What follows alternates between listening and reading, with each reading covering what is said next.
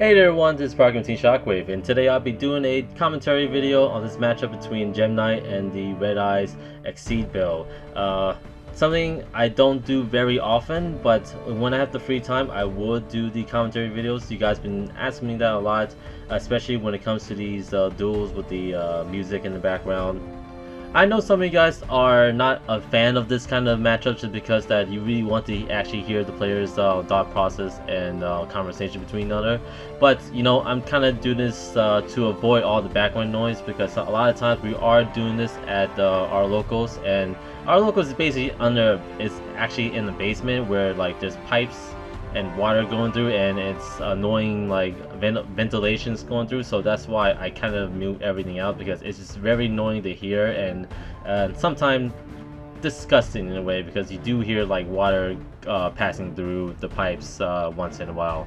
But other than that, going back to the actual game itself, so I started off first. I summoned my Armadillo. Armadillo is like the Stratos of the deck, and I add Obsidian if I'm not mistaken. So from there, Ed's turn start out with playing the card of the Red Jewel, and that's basically like a Destiny draw and a Foolish Burial built in one. So you're just basically sending a Red Eyes from your hand to the graveyard, draw 2 cards, and then send a Red Eyes from the deck to the grave. That part, the last part of the effect, is just an optional effect. You don't have to do it if you don't want to. So from there, he plays Dragon Shrine, send the new Red Eyes Gemini monster to the grave, and send his Blackstone of Dragon, Blackstone of Legend to the grave, so he can able to add that card back to his hand, so he can actually normal summon it, and then banish it, so he can special summon his Red Eyes Black Metal Darkness Dragon, and special summon that same Red Eyes he just sent from the Dragon Shrine. Pretty good move right there. He did a lot of, he quite did like half my life points right there, back to 4,500. And from here, I couldn't do much. My hand was like clogged with all this monster, and I didn't have any ways to fuse them.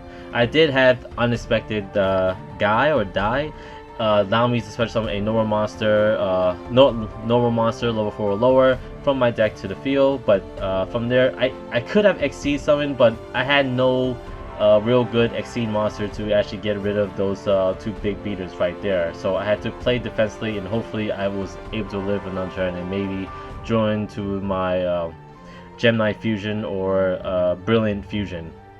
So from this point, Ed summon his Summoner Monk and ditches his monster called Korrigan, or I'm not too sure the name, but it's a dinosaur, level 3, and if it battles a fire monster, it gains 1,000 attack, and by banish it from the graveyard, you're able to special summon a level 7 or lower normal monster from your deck into the field and face up defense.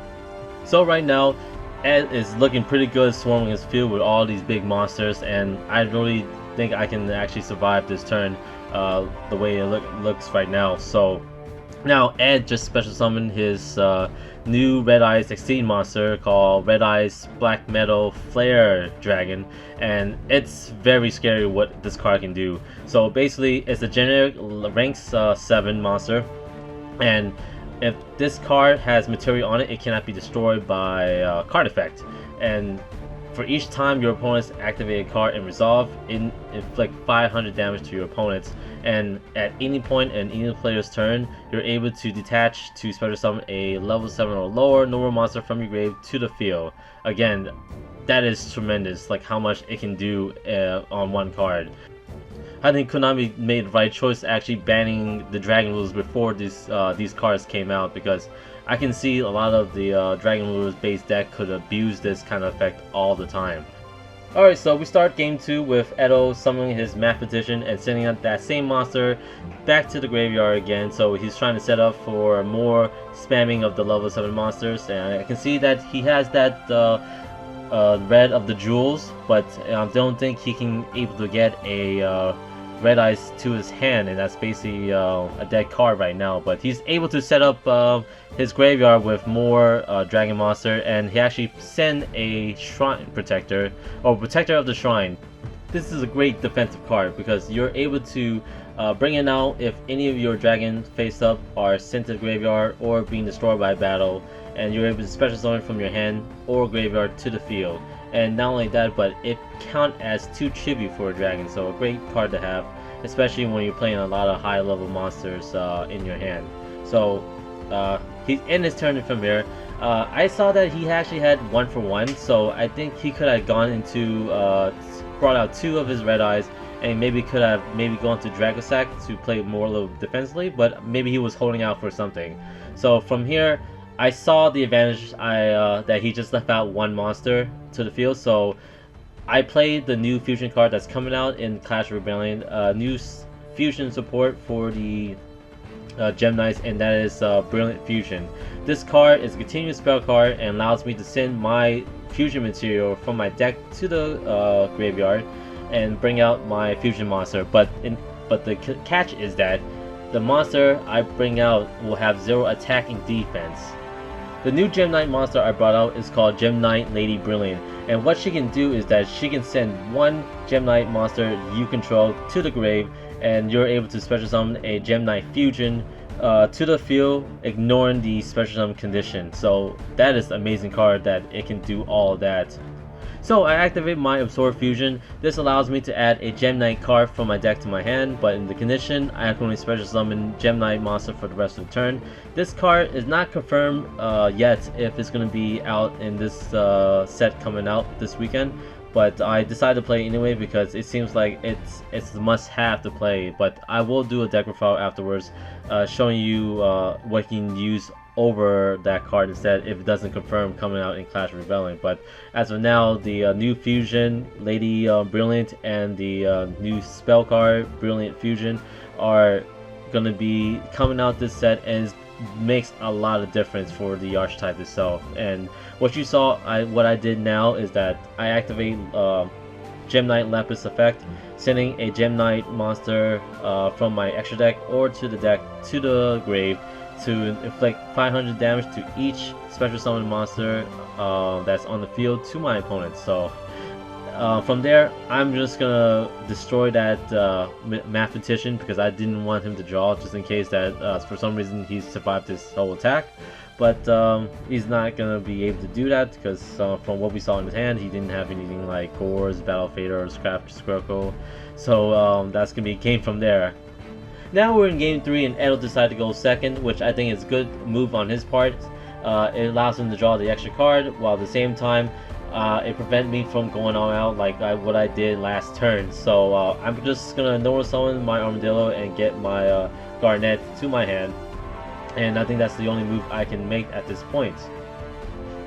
So from what we've seen here, Ed just drew his Regeki, which is a pretty good card, but I don't see much he can do with the hand he has now. He could do a lot of damage if he could produce more of the red eyes onto the field, but at this point he can just go into his Blackstone Legend and just tribute to special summon his red eyes Flare Dragon. Afterwards, he's going to set down his Ring Destruction and end his turn. Ring Destruction is actually a pretty good card in this archetype, just because that this archetype itself, you burn a lot of damage to your opponents. Alright, so I open with Unsuspected Die. This card was meant for helping me get to my Laval Chain combo faster, but since Laval Chain is banned, I have to use it other ways by going to the other Exceed monster that I have. But I'm not planning to Exceed summon because I just summoned my Denko Sekka, and from there I can just go all out. This is something that Edo did not expect me to play, because like Denko Sekka in the Gem Knight deck, you might not think about it first, but Denko Sekka is a pretty good card because it's a Dunder, and Gem Knights opposite to E-Heroes, which they focus on the elements, these guys focus on the types. So thanks to Denko Sekka, I can actually go into Gem Knight Sephirite if I actually wanted to, but as of now, Denko Sekka is good with the way she is right now, just suppressing that Ring Destruction so I can go all out, summon my big beaters, and special summoning my Lapis to the field so I can burn more damage to him before I give him the OTK blow. So that's pretty much it for the match. What do you guys think of it? Do you like it? Do you hate it? Would you guys want to see more? Just give your feedbacks within the comments down below. And if you guys do want to see deck profile for both of these decks, please leave a like in the comments down below. We really appreciate it because it does encourage us to get it out faster as soon as possible. So that's pretty much it. This is Parker from Shockwave signing out.